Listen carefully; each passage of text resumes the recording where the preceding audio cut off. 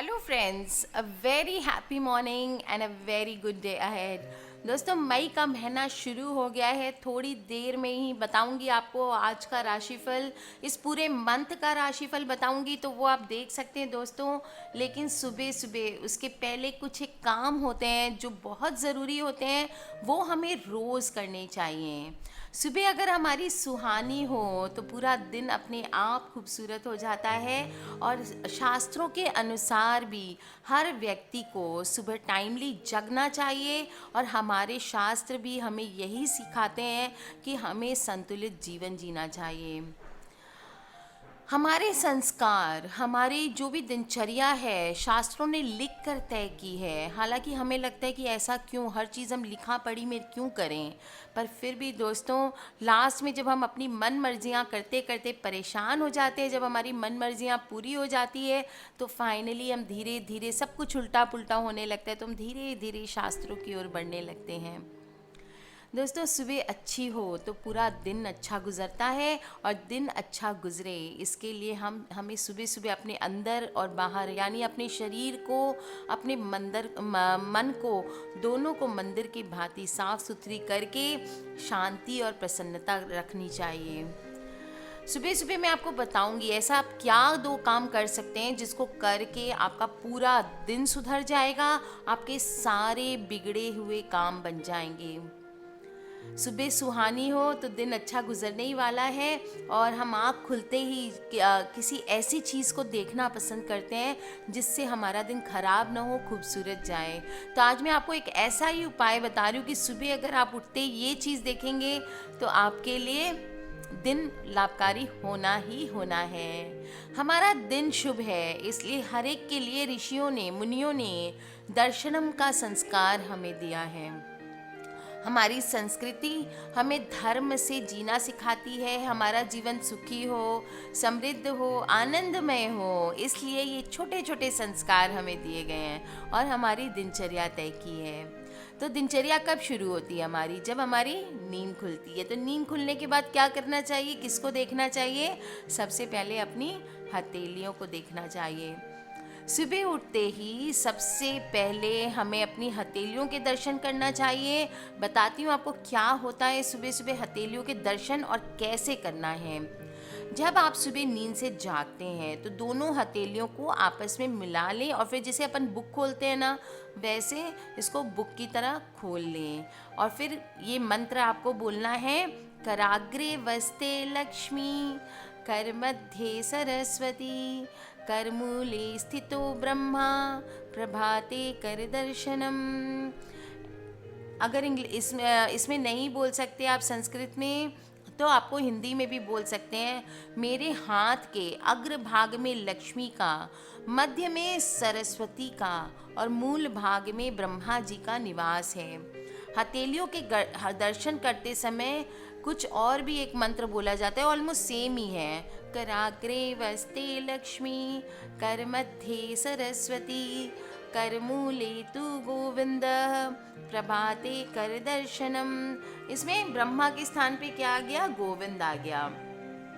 तो दोस्तों, ये मंत्र आप करें और आप देखेंगे कि आपका दिन कितना शुभ जाने वाला है। हथेलियों के दर्शन करने का मेन भाव क्या है, आप मुझे ये बताइए।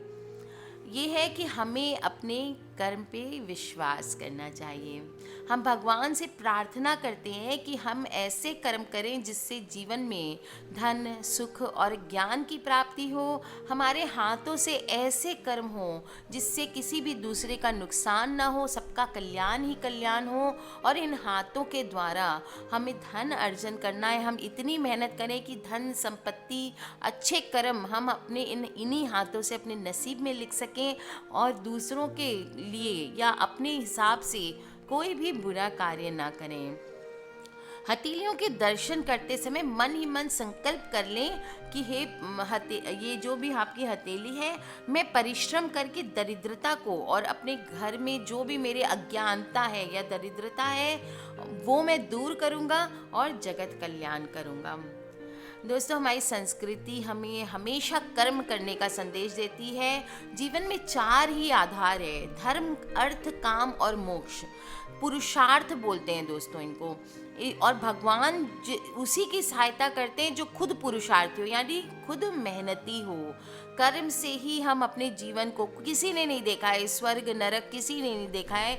हम अपने कर्मों से ही अपने जीवन को स्वर्ग बना सकते हैं, हम अपने कर्मों से ही अपने जीवन को नरक बना सकते हैं। इसलिए दोस्तों, मनुष्य का बहुत ही महत्वपूर्ण अंग है हाथ, और हमारे ये दो हाथ ही हमारे पुरुषार्थ और सफलता का प्रतीक है। दोस्तों, अगर मैं और बताऊं तो आपको और भी बता सकती हूँ हाथों के बारे में, लेकिन इसके बाद आपको हाथों का एक छोटा सा और बता देती हूँ। कृतम में दक्षिणे हस्ते जयो में शस्य आहिता, एक है और संस्कृत का श्लोक जिसमें ये बताया गया कि मेरे दाहिने हाथ में पुरुषार्थ है और बाएं हाथ में सफलता है। भावार्थ यही है कि हम यदि परिश्रम करते हैं तो हमें सफलता अवश्य मिलती है।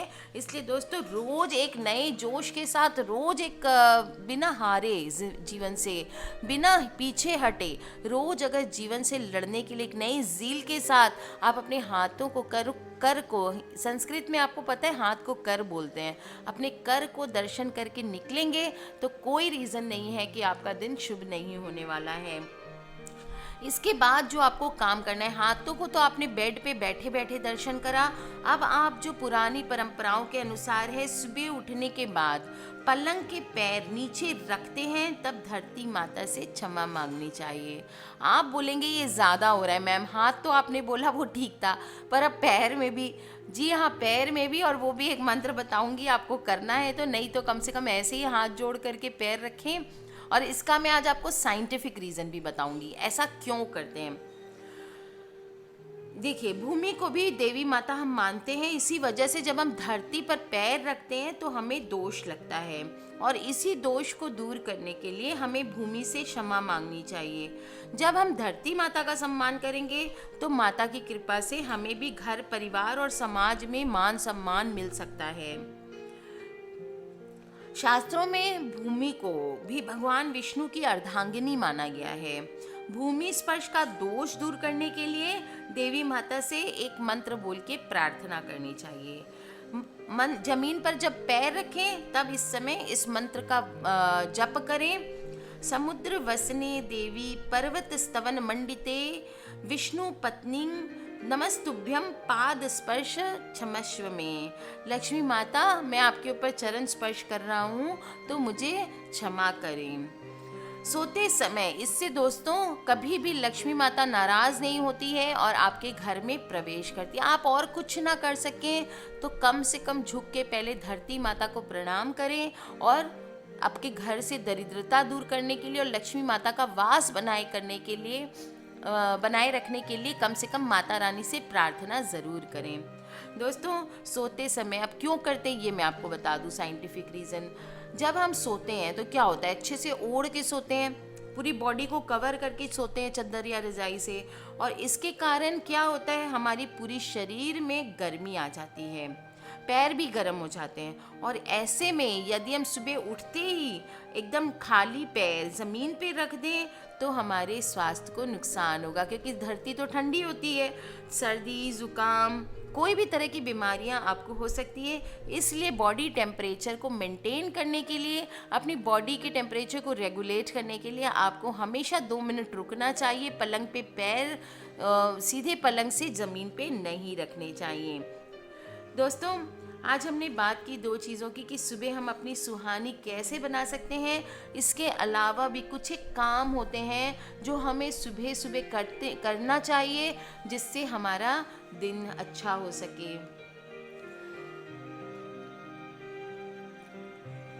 दोस्तों, नींद से उठने के बाद जो तीसरा काम आपको करना चाहिए वो है अपने मम्मी पापा का दर्शन। अगर आपके घर पे ही है आपके मम्मी पापा तो अच्छी बात है, नहीं तो उनको प्रणाम, आप उनकी एक फ़ोटो लगा के रखें अपने घर में, ड्राइंग रूम में लगा के रखें और उनके रोज़ दर्शन करें। वो ही हमारे सच्चे भगवान होते हैं। हमने किसी ने अपनी आँखों से भगवान को नहीं देखा, पर हमें इस धरती पे लाने वाला कौन? हमारे मम्मी पापा। अगर हमें किसी ने बड़ा किया, अपना सब कुछ जला के, अपनी रातों की नींद खराब करके, अपना सब कुछ त्याग करके किसी ने हमें पैदा किया या हमें पाल पोस के इस लायक बनाया कि हम आज यहाँ खड़े हैं, तो वो कौन है? वो हमारे मम्मी पापा हैं। तो भगवान कौन हुए? जो पालन पोषण करता है। हम लोग कहते हैं वो जगत देवता है, वो सबका पालन पोषण करता है। तो जिसने हमारा पालन पोषण किया वो हमारा भगवान है कि नहीं? इसलिए माता पिता को हमेशा सच्चे मन से प्रार्थना करें। कभी भी दोस्तों उनका दिल नहीं दुखाना चाहिए, कड़वी बातें झाड़ना नहीं चाहिए अपने मम्मी पापा को। इससे उनके दिल में दर्द होता है और उनकी बद्दुआ लगती है। इससे आप कभी भी लाइफ में आगे नहीं बढ़ेंगे।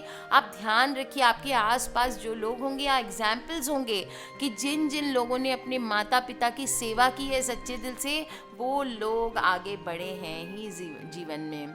तो दोस्तों सुबह कुछ नहीं करना है, मन ही मन भले आप प्रार्थना करें अपने पेरेंट्स को। दोस्तों आज भी मैं अपनी मम्मी को रोज़ सुबह 8 बजे एक फ़ोन ज़रूर करती हूँ। मेरे हाथ में एक कप चाय होती है और साथ में मेरी मम्मी का फ़ोन कॉल होता है। दोस्तों कभी मिस ना करें, रोज़ सुबह सुबह एक फ़ोन अपने पेरेंट्स को, अगर दूर रहते हैं तो ज़रूर करें। और अगर इनके आप लकी हैं, इनके दर्शन कर सकते हैं, इनके चरण स्पर्श कर सकते हैं, तो दोस्तों ज़रूर करें। इससे पॉजिटिव एनर्जी आपके अंदर भरती है, पॉजिटिव एनर्जी का वास होता है। आज तक नहीं किया कोई बात नहीं, अगर आप अचानक से स्टार्ट करें, कोई बोले ड्रामा कर रहे, ढोंग कर रहे, कोई बात नहीं, पर आपको ये करना है, रोज़ करना है। बात मान लीजिए मेरी, आपके अगर प्रॉब्लम्स ज़्यादा आ रहे हैं लाइफ में, ये करके देख लीजिए और देखिए आप कैसे आपकी ज़िंदगी में आगे बढ़ जाएंगे। इसके बाद चौथा काम, स्नान कर लीजिए, सब कर लीजिए। योग साधना, अगर आप पहले नहाने के पहले योग करते हैं, योगा कर सकते हैं, तो योग आपके लिए बहुत फ़ायदेमंद होती है। इष्ट योग साधना यानी अपने जो भी आपके पितृ हैं, कुल देवी देवता हैं, उनका नाम लेकर के थोड़ी देर साधना करनी चाहिए, मेडिटेट करना चाहिए अपने। और व्यक्ति, इससे क्या होता है, मनुष्य के चारों ओर सुरक्षा कवच का निर्माण होता है।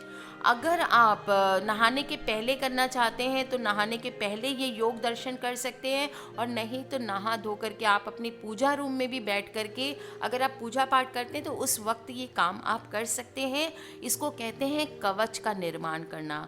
घर से निकलने के पहले आप भगवान के आगे बैठ करके योग साधना करते हैं, गॉड से कनेक्ट करते हैं। आपके घर के जो भी कुल देवी देवता हैं, इष्ट देव हैं, उनसे आप कनेक्ट करते हैं। अगर आपको नहीं पता है कौन कुल देवी देवता हैं, देखिए कुल देवी देवता का मतलब होता है जिनके यहाँ जैसे छोटे बच्चे होते हैं उनका मुंडन कराते हैं, या उनके आगे आप जा कर के जो काम करते हैं सिंपल स्ट्रेट वर्ड्स में, या आपके मम्मी पापा जिनको हमेशा से आपके घर में पूजा करते आए हैं, वो आपके इष्ट देवता होते हैं। तो अगर आप सारे देवी देवता को पूजे लेकिन उनको नहीं पूजे तो वो गलत हो जाता है, वो ऐसा माना जाता है, फिर वो आपके घर के देवता नाराज़ हो जाते हैं। इसलिए सबसे प्रथम आपको उनकी पूजा करनी चाहिए। भले आप दिल से किसी भी देवता को अधिक मानते हो, लेकिन सब सर्वप्रथम उनकी आप पूजा करें, उनके लिए ध्यान करें। पूजा करें ना करें, उनका ध्यान करके अपने आसपास एक सुरक्षा कवच का निर्माण कर लें। थोड़ी देर मेडिटेट करेंगे और फील करेंगे कि सुरक्षा कवच आपके चारों ओर घूम रही है, निर्माण हो रहा है, और आप देखेंगे कैसे आपके अंदर दिन भर लड़ने की शक्ति आती है। पांचवा काम जो आपको करना है वो है देव दर्शन, यानी गणपति जी का दर्शन। गणपति जी विघ्न हरता है, गाते हैं ना हम जय देव बोलते हैं ना।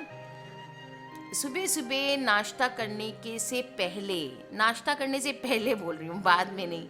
पांचवा काम जो आपको करना है वो है किसी भी आप ज़रूरतमंद को, किसी भी ज़रूरतमंद के नाम का एक पैसा निकालें, या भोजन का दान करें, या अपने घर पर बनी हुई आप नाश्ता करने बैठे तो उसमें से थोड़ा सा नाश्ता ज़रूर निकाल दें। भले एक कौर निकालें, पर वो ज़रूर निकालना है। और अगर आप एक रोटी गाय को खिला सके रोज़, तो उससे अच्छा कोई काम नहीं हो सकता है। दोस्तों इन 5 कामों से व्यक्ति के जीवन की सारी बाधाएं दूर होती है सुबह सुबह ऐसे करने से, और सारे बिगड़े काम संवर जाते हैं। तो दोस्तों अपनी सुबह को सुहानी बना लीजिए, अपने दिन को सुहानी बना लीजिए, मेरी इसी कामना के साथ कि आप सबका दिन बहुत ही शुभ रहे। आज के लिए बस इतना ही। नीचे कोई भी तरह की प्रॉब्लम हो, वीडियो के नीचे आप लिख के पूछ सकते हैं। अपने दोस्तों से, अपने फैमिली से इनको शेयर ज़रूर करना है दोस्तों, क्योंकि हमें नहीं पता कौन सी वीडियो कब किसकी लाइफ बदल दे। आज के लिए बस इतना ही। Take care friends, love you all.